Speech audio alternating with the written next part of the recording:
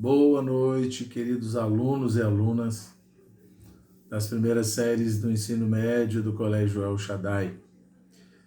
Estamos aí de volta, depois de um período aí de férias meio forçadas, período de isolamento social, mas agora, mesmo aqui de maneira virtual, nós voltaremos aí com as aulas, dando continuidade ao nosso processo de aprendizado, né?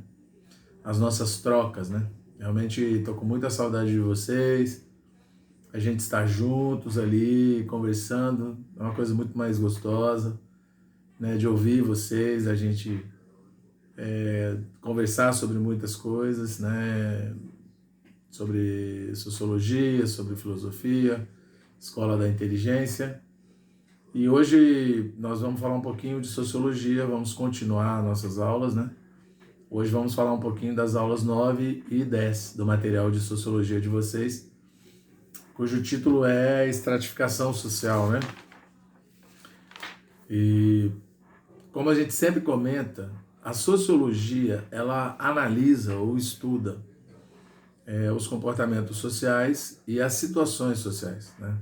Seria legal se a sociedade vivesse e não gerasse nada, né? Mas a sociedade gera comportamento, ela gera desigualdade, gera violência, ela gera um monte de coisa. E existe um grupo de pessoas que cuida de pensar isso, de ver, de analisar, de avaliar. E a sociologia é essa ciência que procura analisar os comportamentos, as relações sociais em seus diversos aspectos, né?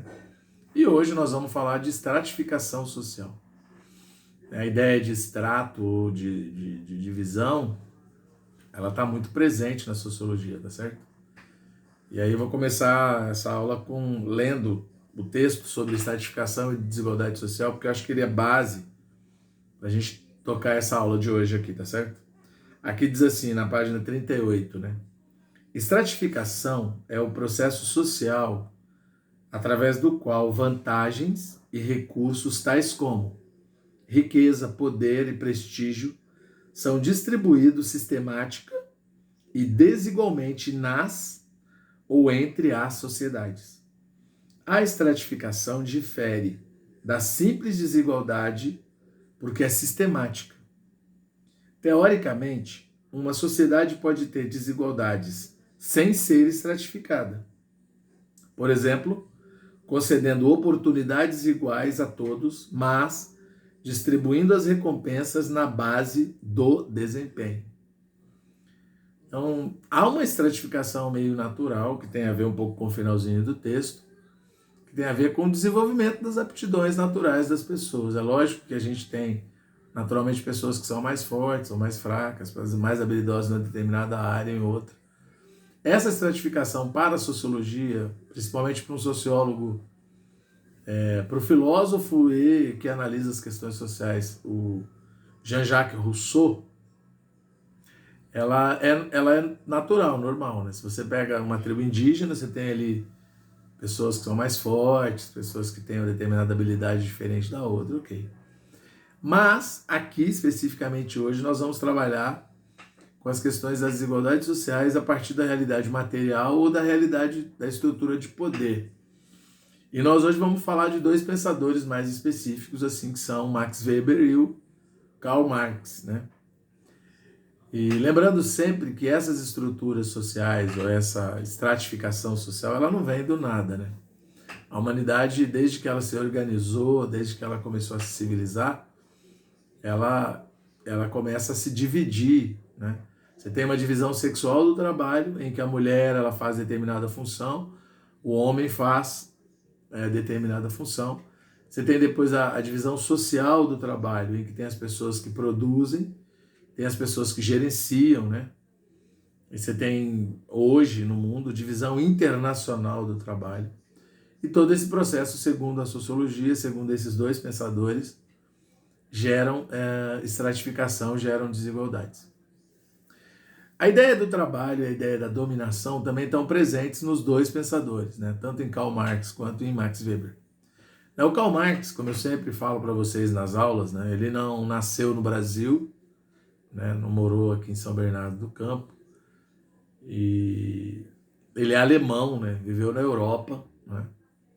E ele pensou todas as suas questões políticas, econômicas, sociais, históricas na Europa, né? Ele morre ali no século XIX, né?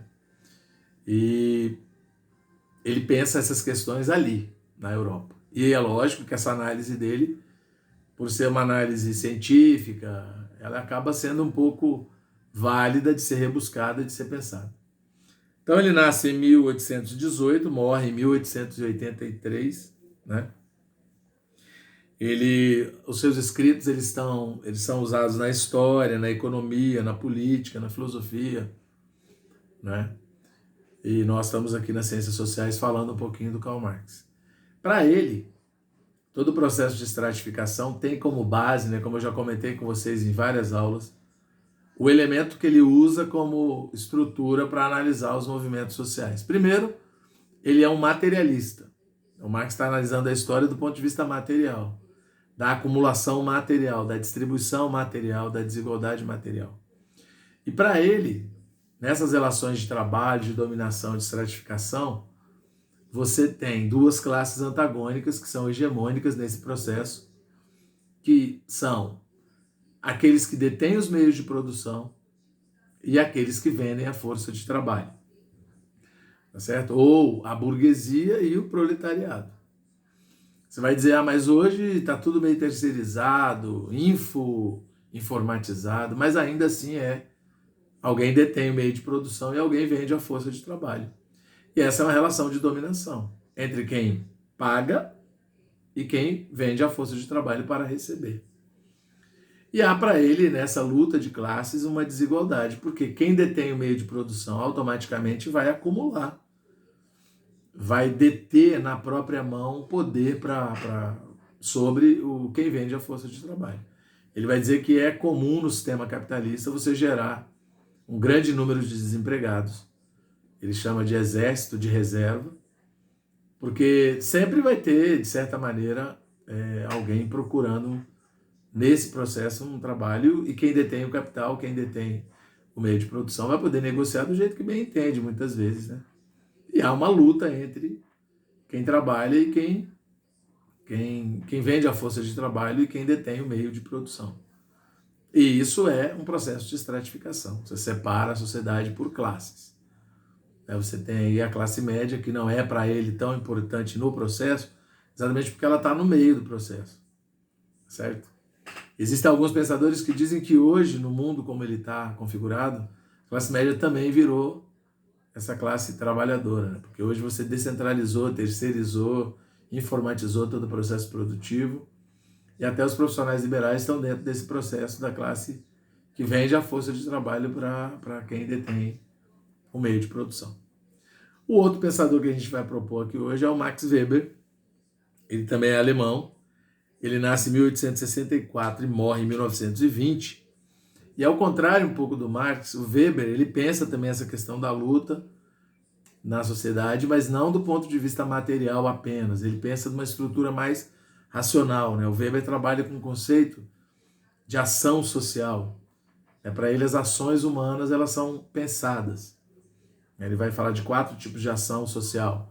Ação social referente à finalidade, ação social racional referente a valores, uma ação carismática ou afetiva e uma ação tradicional. E para ele a relação de dominação e a relação de aceitação nesse processo, ela é toda racional, certo? Eu ajo de acordo com a minha própria razão para um determinado fim, ou por causa de um valor, ou porque eu gosto de alguém, ou por causa da tradição de um lugar onde eu vivo, da minha família. Tudo bem? Mas, diferente do Marx, o Weber ele vai trazer 3 possibilidades de estratificar a sociedade. Ele vai falar que você tem 3 ordens que podem mostrar uma estratificação na sociedade. A ordem política, a ordem econômica e a ordem social. E aí a gente consegue entender tranquilamente, né? Você tem, na política, existem perfis ideológicos, discursos mais conservadores, mais liberais, mais progressistas, mais de centro, de esquerda, de direita, né? Por isso que o Weber vai dizer que há essa possibilidade dessa estratificação na política. No econômico, você pode estratificar entre pobres e ricos, né? Você, no social, você pode classificar, a sociologia trabalha com essa questão de países desenvolvidos em desenvolvimento, né? E você trabalha também com a questão de pensar, no caso do Weber, essa divisão social ela também pode se dar por meio da honra, por meio do poder, do carisma, e ainda mais. Ele vai falar que você pode trabalhar com uma consciência de estamento, como aconteceu no período feudal, em que tinha o senhor e o escravo, o senhor e o servo, né, na verdade, no período feudal. Então, essa questão, ela é meio que racional, introjetada na pessoa, e ela entende, às vezes, que ó, eu sou escravo, eu sou servo, fulano é senhor. Mas, no fundo, são seres humanos, né? Mas é uma análise sociológica nesse sentido.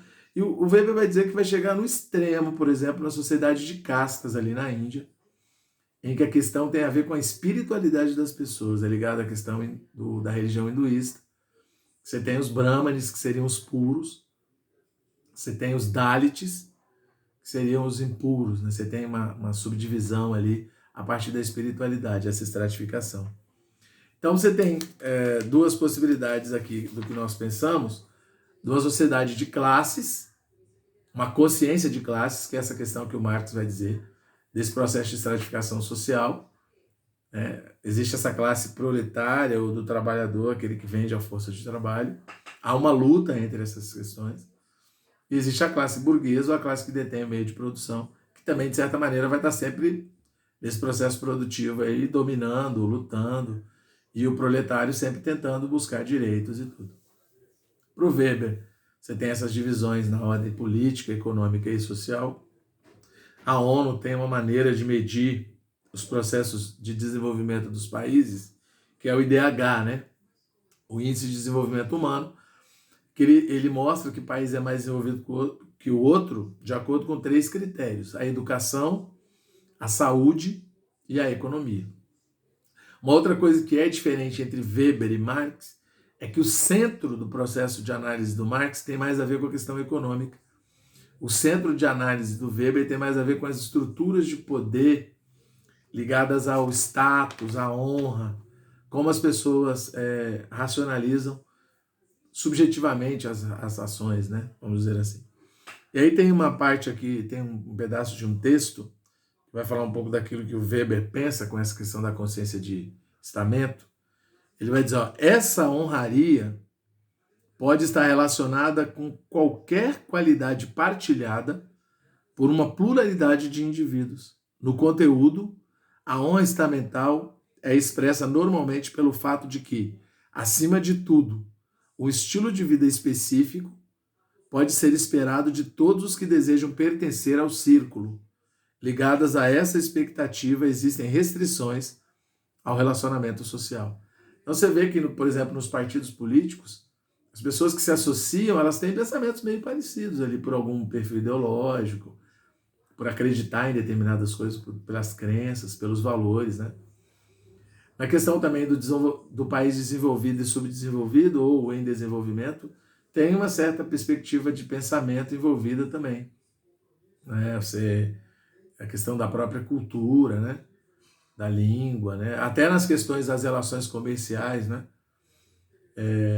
E do ponto de vista do perfil econômico também, né? Os ricos e os pobres, né? A gente introjeta logo essa questão, né? Certo? Então eu espero que vocês tenham entendido essas questões, né, desses dois pensadores. A gente ainda tem, como eles são clássicos da sociologia, eles dois estão sendo analisados, mas a gente tem várias maneiras de pensar essas estratificações sociais. Mas a gente consegue ver hoje no mundo todas elas aí presentes, tá certo? Essa divisão internacional do trabalho, por exemplo, você vê a partir do modelo toyotista como que a produção se descentraliza, né? Você tem, vamos pensar na indústria automobilística aqui no ABC. A fábrica da Volks é aqui, mas uma peça às vezes vem da Alemanha, o pneu vem aqui de uma outra empresa ali de São José dos Campos, o vidro vem de uma outra de Diadema. Deve ter peça que vem da China, né? Certo? E aí você pensa essa questão da descentralização, da estratificação também em todas as instâncias da sociedade, tudo bem? Então, um abraço para vocês, espero que vocês tenham entendido. Quero dizer o seguinte, eu vou mandar depois o áudio no e-mail de vocês com a correção dos exercícios como eu fiz antes da gente entrar de férias e vou pedir para vocês darem uma lida na apostila, no material de vocês, para aprofundar um pouco essas questões, tá bom? Um abraço, boa noite para vocês.